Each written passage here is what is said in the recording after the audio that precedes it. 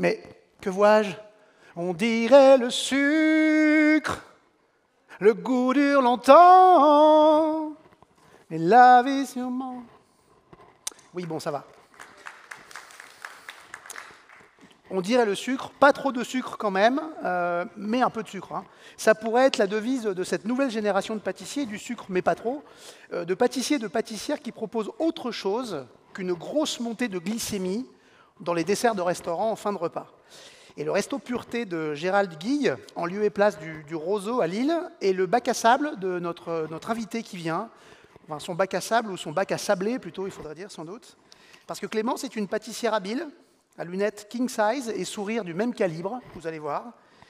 Elle a été, dans sa carrière jeune, mais néanmoins dynamique carrière, elle a été éclaireuse de génie chez Christophe Adam, puis, c'est elle qui me l'a raconté, distilleuse de petit lait en Australie, Camoulox, mais c'est vrai, avant d'apprendre à faire tout mieux chez Sylvestre Waïd, dans sa brasserie parisienne, et encore mieux chez Cerise à Lille, un gastro étoilé. Pour elle, le dessert n'est pas une coupure qui rompt avec tout ce qui précède dans le menu, au contraire, elle diffère de la cuisine sucrée. Et en retournant les choses, on pourrait même dire et lui demander si ces desserts ne sont pas des petits plats servis à la fin, c'est-à-dire si les plats du début sont des entrées, peut-être que ces plats, elles, sont des sorties, on pourrait dire, plutôt que des desserts. Bref, on va parler de tout ça avec elle. On va aller droit dans le pur. Mesdames et messieurs, Clémence Ringard de Pureté. Ah ouais.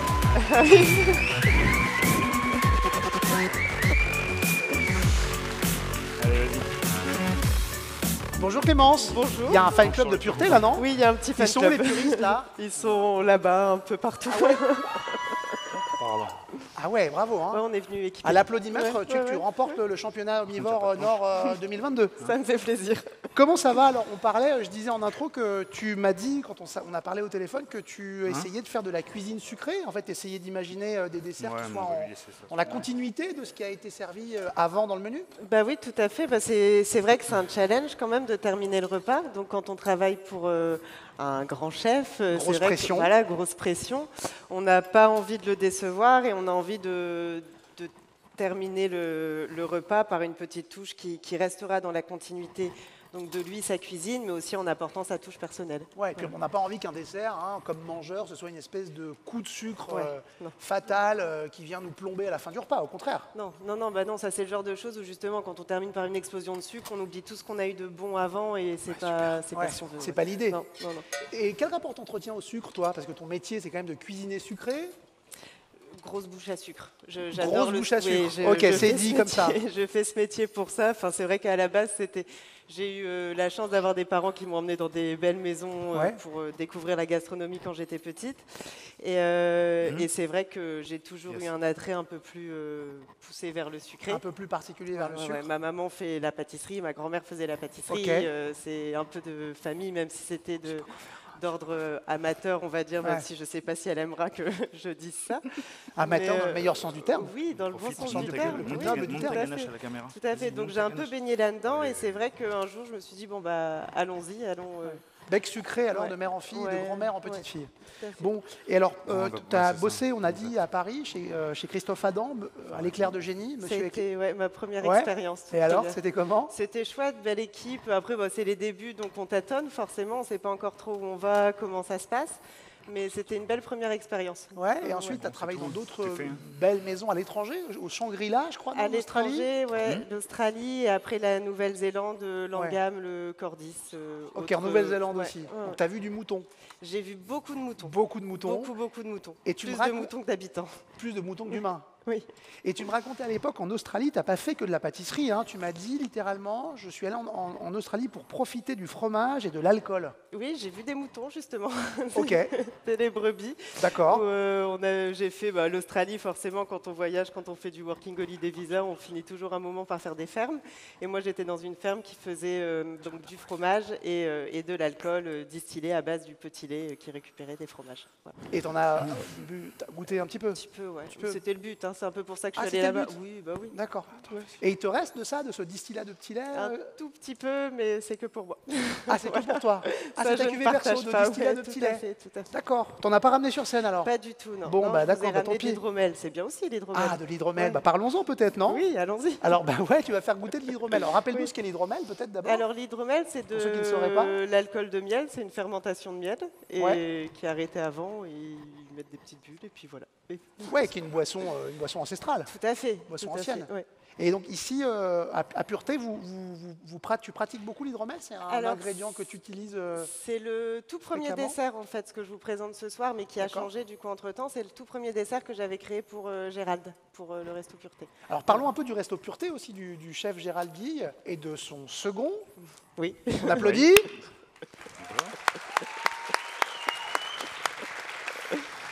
Comment tu t'appelles? Thibaut. Thibaut. Qu'est-ce que c'est que ce restaurant Pureté alors? Vous êtes 3 têtes visibles dans ce restaurant, mais en fait j'ai vu que sur votre site, il y a les portraits de tous les gens qui bossent chez Pureté. Hein? Exactement, on C'est est 5 une en affaire cuisine, d'équipe. 3 en salle. Ouais. Ah, ça fait Et du monde donc quand même. un petit peu de monde et on est tous ensemble depuis l'ouverture quasiment. Ouais. Donc une belle ouverture il y a 10 mois maintenant, le 6 juillet dernier. Ouais. Et vous allez droit dans le pur, comme je disais en Exactement. intro. Oui, c'est ça. Ouais. Pourquoi C'est Pureté? Qu'est-ce que ça vous évoque, cette pureté en cuisine? Alors c'est le concept du coup créé par Gérald, Ouais. notre chef. Du coup, il tenait absolument à respecter au maximum le produit Ouais. et à le mettre en avant dans son ensemble. Voilà. Dans son intégrité aussi, Exactement. j'imagine, en essayant de le transformer le moins possible. Alors, C'est ça. la pureté, ça évoque aussi la transparence, et j'ai ouï dire que vous faisiez du gin aussi chez Pureté?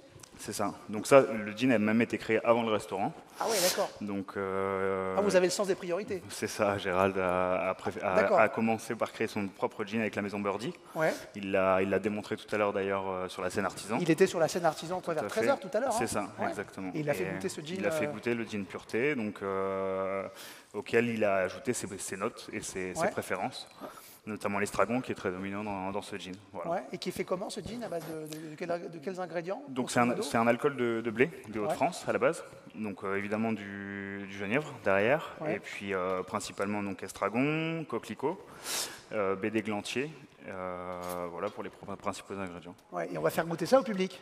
Non, c'est pas vrai. Non, c'était tout à C'est l'heure. pas vrai. C'était tout à l'heure. Voilà. On cuisine? On va Exactement. cuisiner. Let's un go petit to the peu, hydromel? ouais. Allez. Allez. Donc Go. on se met. Allez, vas-y. Hop, taille tout ça là-bas. On décale Tiens, tout. équipe-toi. Commence par tailler les... Ah, je vois de la rhubarbe. Tout à fait. Évidemment, Pour un pleine dessert saison. à la rhubarbe, c'est un peu mieux. Ah, c'est vrai? Oui. Ah oui, c'est vrai. Voilà, donc oui, rhubarbe qui vient justement de chez la voisine de Ah la bon famille de Thibaut. Ah ouais. Ça, Exactement. on est vraiment sur. Le kilomètre moins que zéro, là. C'est vraiment Ouais. la porte à côté, littéralement. Ah bah là, il y a 5 km entre le restaurant et le champ de rhubarbe. Ouais, tout à d'accord. fait. La rhubarbe, Tout à limite, fait. elle vient toute seule chez toi. Exactement. D'accord. Bon, on aimerait bien des fois, mais c'est jamais le cas. Alors, qu'est-ce qu'on va faire avec cette rhubarbe? Eh bien, c'est une bonne question. On D'accord. va- Merci Clémence. T'as besoin Ça de me moi fait ou pas? T'as plaisir. besoin que je fasse quelque chose? Non, mais D'accord, alors, tu me dis, sincèrement, hein. on va être transparent. Ce dessert-là, l'année dernière, quand je l'avais imaginé, il était complètement différent. Ok. Et cette année, je l'ai réfléchi de façon... j'ai pensé à d'autres choses, le dressage n'est pas du tout le même. Et je ne l'ai pas encore dressé, donc on va le dresser C'est une grande ensemble. première. Écoute, Voilà, tu nous on fais va le dresser c'est un ensemble, grand on va- honneur que tu nous fais là. Oui, Premier ça me fait dressage plaisir. de ce nouveau dessert, la rhubarbe 2.0. La rhubarbe 2.0. Eh tout ben à vas-y, fait, alors voilà. on va voir. Donc, je vais quand même vous expliquer un petit peu ce qui a été fait. Là, on est sur c'est un confit de rhubarbe, Ouais. avec quand même un petit peu de jus de betterave pour rappeler toujours, j'essaye vraiment toujours de pousser au maximum les produits. Là, c'est un confit plus gel de betterave, avec une extraction de betterave. Une petite gelée justement du jus de confiture. Parce que ça, je sais que ma mère, c'est justement quelque chose qu'elle faisait, Ah. récupérer le jus de la confiture. Ah. Et c'est quand même très bon. Là, on est vraiment dans le sucre pur. Ouais. Et c'est un petit bonbon, c'est hyper chouette. Bah donc amateur, mais quand même de qualité. Oui, tout Ah à oui, fait. Il bien faut, sûr. voilà. Précisons les Ah choses. oui, peux oui, oui. demander Et là, c'est juste une rhubarbe pochée très Qui est prêt finement. à la sortir. Voilà. Donc je dresse, j'explique en même temps. Et... Tu utilises beaucoup le légume, toi, dans tes desserts? Ça dépend. Le Ça lait- me fait pas peur. Après, c'est pas. Il y a beaucoup de personnes qui qualifient ça comme étant leur marque de fabrique, mais moi, Tu préfères être plus souple. Ouais, tu t'imposes pas de Je m'impose rien du tout. En général, je réfléchis d'abord. Enfin, c'est peut-être un peu bête, mais ça se passe dans ma tête d'abord. Je me dis, les noms sonnent bien. Le betterave, hydromel, ça s'est passé un peu comme ça. Ah, tu pars parce que ça sonne bien? Tu pars des mots? Pourquoi je pas pars des mots. Je me dis que ça sonne bien et du coup, C'est comme ces écrivains qui trouvent un titre qui leur plaît, ils inventent un roman qui va avec le titre. Oui. Non, c'est un peu ça. Et donc, du coup, après, on essaye. Généralement, ça fonctionne. Parfois, non. On fait des tentatives. On va pas se mentir, on fait des tentatives. Mais voilà, donc on essaye et on... Ouais, plus petit. Et puis après, on... Donc voilà, elle montre en même temps, du coup, hein, parce que, vu qu'il n'a jamais été réalisé, ce dressage. C'est une grande première, on est tous accrochés à nos fauteuils. Enfin, moi, j'ai pas de fauteuil, mais le public, oui. C'est ça. Wow. Alors, donc, au fond de l'assiette, j'ai mis le confit et les petits points de... petits points de betterave. En direct, vous voyez Clémence Ringard créer un dessert de toutes pièces. C'est un moment unique. Pas stressant, pas stressant. Le fan club est toujours là, ils sont restés.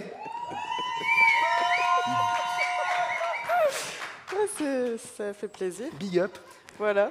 Donc là, moi, je sais que j'aime bien faire toujours des petits rouleaux. Ouais, pour donner quoi, du volume? Le volume, là, bien évidemment, il n'a pas fonctionné. Évidemment, sinon c'est pas ce serait drôle. trop simple en live. Mais oui. Allez, sois gentil. Je parle aussi beaucoup à ce que je... Ah, tu parles à tes ingrédients. Ouais. Quand je sors des trucs du four, je leur dis bonjour. Oui. Ils ont beaucoup de chance de me... Clémence et les objets. Ouais, voilà. T'es le parti pris des choses. Ils doivent me supporter et ça va, ils le font pas trop mal. Ouais. T'as chanté une berceuse à cette rhubarbe, il paraît. Ah bon? Non, d'accord, je sais pas. J'étais pas au courant. Voilà, et là on va venir poser les petites gelées. Ouais. Donc ça c'est vraiment ça va apporter le sucre parce que sur le reste on est vraiment, on essaye au maximum de désucrer. Ouais. Donc d'aller chercher l'acidité naturelle de la rhubarbe. D'aller chercher l'acidité. Gérald aime beaucoup l'acidité, donc c'est vrai que c'est quelque chose que j'ai encore plus travaillé dans mes desserts. Et donc quoi, là, à chaque préparation de rhubarbe, tu vas chercher une nuance d'acidité, une sorte de dégradé sur la rhubarbe, on la travaille un peu différemment de puissance acide. Endroit, là, par exemple, sur les rouleaux, on va être plus sucré. Ouais. Sur celle-ci, on est vraiment, en fait, elle est marinée, elle a été cuite dans une extraction de betterave, hydromel et miel, forcément pour quand même rapporter le sucre. Et donc, elle est vraiment... on a vraiment utilisé le sucre déjà présent dans les autres ingrédients. Donc très peu de sucre ajouté, des sucres naturels, si j'ose dire, des ingrédients. Qu'est-ce qui arrive là? Alors c'est le sorbet, peut-être. Alors il faut savoir qu'on a quand même fait 2 heures de route ce matin. Ouais, alors raconte-nous. Qu'est-ce qui s'est passé, Clémence? Et que derrière, il n'y a pas forcément de congélateur. Alors du coup, c'est un peu... Ah, tu as le sorbet est un peu tombé? Le sorbet est un peu mou, on va dire. Voilà. Donc on n'est pas sur la bonne texture, mais le goût sera là tout de même. C'est le principal. C'est l'essence de l'hydromel. Alors cet hydromel, vous le faites avec un miel, j'imagine Alors on ne le fait pas nous-mêmes. C'est l'hydromel de la maison Bulle de Ruche. D'accord. Donc c'est un hydromel de région. Hein, fait dans le coin, dans le nord. Exactement. À Lille même, je crois, non? Exactement. Le miel provient d'une forêt de l'Oise. Ouais. Donc voilà, c'est très local. L'hydromel utilisé, c'est un hydromel à base de tilleul. Ouais. Miel de tilleul. Ils ont une gamme assez fournie avec lavande, etc. Et donc là, Clémence le travaille en sorbet. Donc c'est vraiment 100% hydromel. L'avantage de ce produit, c'est qu'il se travaille très bien en sorbet vu qu'il est déjà sucré. Et par contre, il est très faiblement alcoolisé, parce que c'est le but de Bulle de Ruche, c'est d'avoir un hydromel très léger en alcool. Très léger en alcool. C'est pour ça qu'ils l'ont appelé hydromel moderne, même et ils l'ont rendu pétillant. D'accord. Voilà. Vous en faites un magnifique sorbet qui, je crois, n'est pas du tout pacossé, mais pas du tout pacossé. On va quand même essayer de réussir à faire quelque chose. Ce sont les charmes du direct, mais oui. Clémence. On va l'envoyer dans le public, ça? On va faire goûter le sorbet, je crois. Exactement. Il me semble. Waouh. Voilà. Joli, bravo. Ils sont forts, hein? Ils sont forts. Ils sont forts, hein? Vous savez qu'il y avait un peu de stress, donc Ah, c'est voilà. ouais, bah oui, bah non, mais voilà, là, ça se passe Mais super. ce n'est pas fini. Parce que Mais donc, ce n'est pas voilà, terminé. c'est toujours sympa d'avoir un petit geste de service pour lesquels je ne suis pas non plus à l'aise. Mais donc, tu le fais habituellement, le geste de service? Tu viens en salle finir le geste? Alors moi, je suis toujours cachée dans ma cuisine. Là, c'est assez D'accord. exceptionnel que je sois... D'accord, c'est pour ça qu'ils en profitent pour t'applaudir. C'est pour ça qu'ils en profitent. Allez-y, hein, n'hésitez pas. Clémence! Excuse-moi, je contribue à ta gêne, mais c'est... Je dois être bien aussi rouge que Marie. C'est un petit plaisir, Enfin, un petit plaisir pervers. Et donc, on termine avec on va dire, comme un bouillon, en fait. Wow. C'est donc le jus qui a servi à la cuisson et qui est en plus retravaillé après avec comme une infusion un peu détox, parce que bon, après avoir mangé un bon repas, c'est sympa de pouvoir bien digérer, avoir des choses fraîches. Donc il y a pareil le tilleul qu'on retrouve du coup pour rappeler l'hydromel, un peu de menthe poivrée et puis plein d'autres petites choses. Donc effectivement, ça, tu le sers à la fin d'un repas au long cours d'un long menu. C'est vrai qu'on est sur des notes sapides, sur des acides, sur des choses très digestes. Ouais. Ça fait aussi un peu fonction digestif. Tout à fait. C'est sa vocation. Il y a une digestif, dimension physiologique, si Oui, je veux dire, au on dessert peut aussi. dire ça. Et puis alors, j'ai l'impression aussi que ça va au-delà du dessert à l'assiette. C'est carrément un plat, quoi. C'est un plat sucré. Oui, bah c'est vrai qu'on en avait parlé de ça. On peut dire ça. C'est vrai que moi, je trouve que les desserts, bon, on est en pâtisserie boutique, on fait vraiment, il y a d'autres choses, mais en cuisine, en restauration, on peut vraiment plus s'amuser et se permettre d'envoyer des choses qu'on ne pourrait pas envoyer avec la contrainte du temps, du transport, de tout ça. Donc il faut vraiment pousser au maximum et s'amuser. Par exemple, pour manger ce dessert, il faudrait une cuillère et quasiment une fourchette. Il faut être installé face à son assiette, comme un plat. Et il faut le manger rapidement, on va dire. On peut pas attendre une demi-heure de voyage pour... Bien sûr. Sinon, voilà. Et alors, dis-moi, tu aimes faire de la pâtisserie plus traditionnelle? Tu aimes faire des Paris-Brest Oui, j'aime bien. Après, moins l'occasion, forcément. Mais oui, à la base, je viens quand même d'un parcours boutique. C'est vrai que par moments, ça me manque, mais je m'éclate tellement dans le dessert de restauration que j'ai un peu peur de m'ennuyer si je repartais en boutique demain. Mais ça reste dans mon cœur. C'est quelque chose qui... Je pense un jour me réarrivera, mais pour le moment, je profite au maximum de la restauration. Tu veux dire, dans ton cœur, il y a un Paris-Brest, Clémence? Dans mon cœur, il y a un Paris-Brest. Waouh.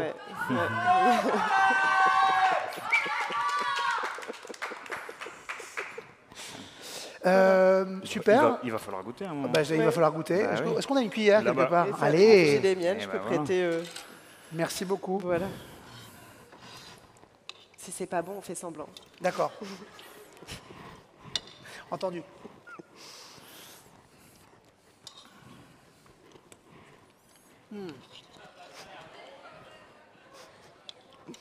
Écoute, c'est très bon. Oui, on fait bien semblant. Parle à ton fan club, moi je mange un peu. Très très bon. La petite touche alcoolisée là, qui vient donner de l'allant au plat. Au dessert. Au plat sucré. Oui. J'y retourne. Hein. Oui. Ça va, il fait bien semblant. Fruité, acide, super. On a envoyé le sorbet en salle, je crois que c'est en train d'arriver, je crois que je vois les tocs. On a envoyé ce qu'on devait envoyer, n'est-ce pas? On a cuisiné ce qu'on devait cuisiner. Parlons peut-être un peu du resto Pureté aussi. Oui. Qu'est-ce qu'on cuisine chez Pureté? Et dans quelle mesure ces desserts-là, ils s'inscrivent dans une sorte de ligne culinaire chez Pureté? Ça, sur la partie cuisine, je pense que c'est Thibaut qui doit un petit peu en parler. Thibaut, alors? Alors là, c'est le premier dessert. C'est peut-être pas forcément le meilleur exemple. C'était le premier dessert à l'ouverture. Mais entre-temps, Clémence a fait un peu de chemin au restaurant Pureté, a découvert l'univers de Gérald, qui imprime fortement ce restaurant. Ah oui, c'est vrai, l'algue. Et forcément, lui, venant de la côte et venant d'Étaples, a ramené un petit peu ce goût de la côte d'Opale dans son restaurant. Ouais. Ce qui a amené Clémence petit à petit à travailler de plus en plus les algues en dessert, par exemple. Ah ouais, les algues en dessert. Je pratique beaucoup l'algue. Et je ne pensais pas un jour dans ma vie de pâtissière, en connaître, non, j'en connais pas grand-chose, mais travailler autant l'algue sous différentes manières. Ouais, curieux, c'est vrai que c'est un peu contre-intuitif. Et qu'est-ce que ça apporte dans ta pâtisserie alors là? Qu'est-ce que tu vas chercher? Justement, c'est le côté iodé que Gérald aime tellement et justement qui peut un petit peu perturber les gens. Et moi, c'est ça qui me fait rire aussi, c'est de temps en temps de perturber les gens sur des choses qu'ils n'auraient pas forcément l'habitude de manger chez eux. Ouais, c'est ça, tu vas chercher des saveurs qu'on associe plus habituellement à un plat, salé, que tu oses mettre dans un dessert, pour aller aussi peut-être déployer la gamme aromatique des desserts, quoi. Et le meilleur exemple qui a été fait en dernier, c'était lier l'algue au chocolat. C'est-à-dire qu'on a toujours tendance à mettre une petite pointe de sel lorsqu'on déguste un chocolat. De sel. Exactement. Donc là, en l'occurrence, le dernier dessert, c'était une assiette autour du chocolat et un soufflé au chocolat avec une inclusion d'algues et yuzu dans le soufflé directement. Il n'y en a pas, vous n'en avez pas apporté de ça? Non, malheureusement, c'est terminé. En plus, je suis extrêmement triste de manger au restaurant. Je suis extrêmement triste. On est passé sur autre chose. Est-ce que le fan club a goûté algues et chocolat? Certains. C'était bon? Pas tous. Ah. Excellent, apparemment. Voilà. Bravo. Et alors, chez Pureté, donc, beaucoup de fruits de mer, beaucoup de poissons, de l'iode du coin aussi, de la côte d'Opale, qui est représentée. Justement, de l'iode plus que spécifiquement les produits de la mer. C'est-à-dire qu'on a toujours cette tendance à vouloir saler avec l'iode et non pas par un sel industriel. Donc, par exemple, le plat qui est en ce moment à la carte, qui va changer dès mardi, c'est un agneau confit avec un pousse-pied taillé finement et comme une vierge sur l'agneau. Donc voilà, comme le pousse-pied étant un fruit de mer, il vient assaisonner correctement l'agneau. Voilà, et donc tous les plats se déclinent comme ça autour de cet univers-là, sans non plus avoir accès entièrement à la carte sur les produits qui viennent de la mer. Voilà. Formidable. Merci beaucoup, Pureté. Merci beaucoup, Clémence. Merci pour cette première. Bravo. Voilà. Allez, merci beaucoup.